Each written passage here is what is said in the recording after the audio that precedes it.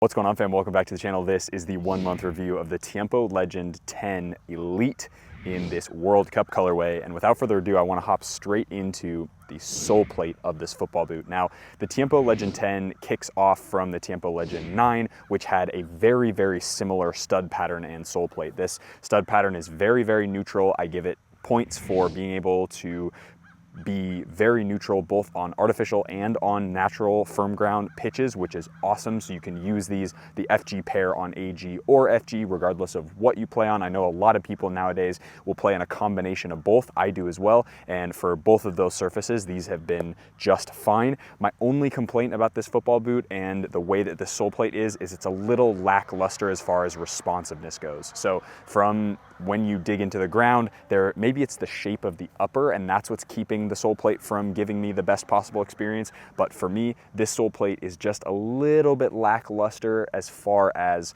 the way that this responds and the way that this kind of digs into the ground, if you will. Other conical Soleplate stud patterns like the New Balance Tequila, things like the Asics DS Lite X Fly 5, I think do a better job of gripping into the ground and giving you a little bit more of a snappy sensation, which is what I really like. So for this Soleplate, I'm gonna give it a 7 out of 10. The heel area of the Tiempo Legend 10 is pretty good. It follows a very similar construction to all of the Nike models now, where they've cut out this middle piece so that you have quite a bit of flexibility in that heel to mold to the shape of your heel. For me, this is a little bit of an issue only because I have quite a wide forefoot and midfoot, and then I have a really thin heel area. And so this shoe almost is the opposite of my foot shape, if that makes sense. And we'll get into a little bit of shape and fit later, but for the heel area, I find it to be a little bit too roomy for me. Maybe that's because I've broken it in now, so it's a little less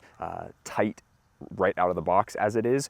But for me, there's a little bit of space on the outside of my heel area. It doesn't really sit flush to my heel anymore, which is a little unfortunate. And I do find I slip a little bit, both rotationally and side to side this way. There's no slippage up and down, like in and out of the boot, because when the laces are tied, it's no problem.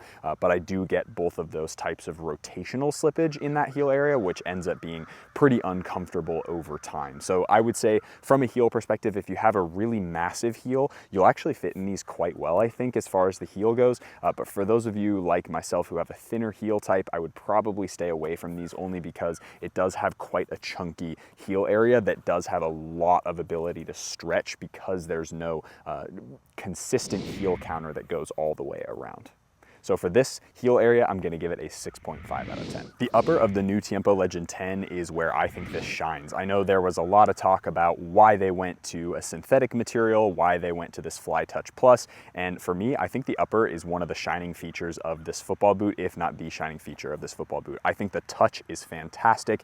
It gives you a really nice amount of grip on the ball that's not too much. It's not like a Phantom GX or anything like that, but it does give you a little bit of texturing on the ball, which is awesome. I've been able to try both this colorway and that new gold touch colorway, which is awesome as well. They have slightly different texturing on the upper because of the way the finish is on both of those colors, and you tend to find that on different colorways of synthetic boots, especially when different colors have slightly different coatings on them. But I would say that this upper, this Fly Touch Plus, is really, really nice, and I love the way it feels. It's very consistent across the entire upper. That's one thing that I noticed in the unboxing video where I said the omission of those little touch pods, if you will, that were in the forefoot area and then here on the instep from the Tiempo Legend 9 Elite. The omission of those really made me happy because I'd much rather have a super consistent feel all around the ball. That's a personal preference. Some of you may love those types of touch pods and those features that stick off the upper, but I really like uppers that are super consistent as far as touch goes, and these deliver that very, very well. The addition of this fly knit collar also makes you feel like you just have a wrapped sensation around your foot, regardless of what playing surface or playing condition you're in. So for me, this upper is an 8.5 out of 10. 10. Lockdown of the football boot is also really nice, I would say, partially because I have a wider foot and this is a relatively thinner midfoot and toe area. I get a lot of lockdown. For those of you who have super thin feet, you might not get as crazy of lockdown, but for me, it does a really nice job. I think the addition of that fly knit in the collar area gives a very seamless wrapping sensation, so that regardless of whether you have the laces tied or whether you're trying to break them in and you leave the laces untied for a little bit of training, which is what I had to do, I would say that you're going to be totally fine as far as lockdown goes. Don't play without laces in the football boots, and if you're gonna go 100%, tie the laces no matter what. I always tell people that, but for the most part, this lockdown is great, so I'm gonna give a solid rating of 8 out of 10. Break-in time for the Tiempo Legend 10 is a little for me. I still can't get through an entire session without having to take these off, and if you're wondering, I know I get a lot of questions about, well, how long do you actually wear the boots? So I've worn these in a full match down in Savannah, Georgia. I wore these in multiple training sessions, probably 5 to 6 days worth of 2-hour sessions, plus several sessions on my own. And so these have gotten a lot of wear and tear. They've broken in, you know, that's a very adequate amount of time to break them in and get a good feel. You can see some of the wear on the back and on the sole plate here, especially. Discoloration, all that stuff. So I have gotten a good chance to wear these in, and unfortunately I still can't get through a session without these feeling a little bit sore here on the outside, which is on that lateral side where my foot is the widest. And so for me, break-in time is going to unfortunately be a 5 out of 10 for the Tiempo Legend 10 Elite. Durability and build quality of these football boots is really good. I would say that the Tiempo has always really been up there as far as durability and build quality. Any generation that you can pick out, I've had zero issues with on regular grass fields or on artificial grass, even wearing the FG models of all of those generations. And so for me, I've really never had an issue with Tiempos, and the Tiempo Legend 10 Elite is no different. I would say that this does a really nice job of holding up in all sorts of conditions. There is I mean, this little thing right here, that little tear, happened today while I was filming the B-roll for this video, and that's after probably 20 or 25 hours or more of proper wear time. It's probably closer to like 40, but this is a boot that I would definitely recommend for all playing surfaces, and for durability and build quality, you'll have no issues with the Tiempo Legend 10 Elite, so it's gonna get a 9 out of 10 for durability and build quality. Shape and fit of this football boot, I know I said a little bit earlier how this sort of is the opposite of my foot shape, unfortunately, so this boot has quite a wide opening heel area and a really roomy heel, a fairly reasonable or fairly regular midfoot area, and a pretty tight and low volume toe box. That's one thing that this boot I think does really well, but if you're not into that or you have very voluminous toes, really stay away from these football boots because of how pointed they are, especially in this forefoot area. This isn't a material also that's going to stretch a whole lot as far as the upper goes, and so for me the shape and the fit is pretty it's pretty poor, honestly. It has nothing on the GX, it's got nothing on the New Balance Tequila V4, the low model, just because it's pretty much the opposite, right? Wide heel, medium midfoot, thin toe box. I've got a wide toe box, wide midfoot, and a thin heel. So for me, the shape and the fit is a tough one. For me, it's gonna get a 5 out of 10. Competition for this football boot is interesting because now that there's some synthetic leather uppers and some regular leather uppers and some calfskin leather uppers and some K-leather uppers, there's a lot of different kind of leather-like football boots on the market, but I would say generally speaking, you've got the Pure Point 1 and Pure Plus from Adidas, you've got the Puma King Platinum or Puma King Ultimate that features that K-Better material. You've got the Morelia 2, which is a more classic leather football boot. What else do you have? You have some of the Diodora boots, you have some of the Pantafoladoro boots. I would say that these are up there as far as the quality of the materials on the upper. It definitely doesn't come close to a Morelia in my opinion, but for me, I would say because of the shape and fit of this boot, I probably can't wear these even as much as a Pure, even though I like the upper of this one better because of the way it fits and feels and kind of the touch on the ball. But for me, these are gonna sit probably middle of the pack or even lower just because of the shape and the fit, unfortunately. So as far as the competition goes, I would say if you fit in the Tiempo, it's gonna be probably one of the best boots on the market for you, honestly, and I can say that having having tested the crap out of these.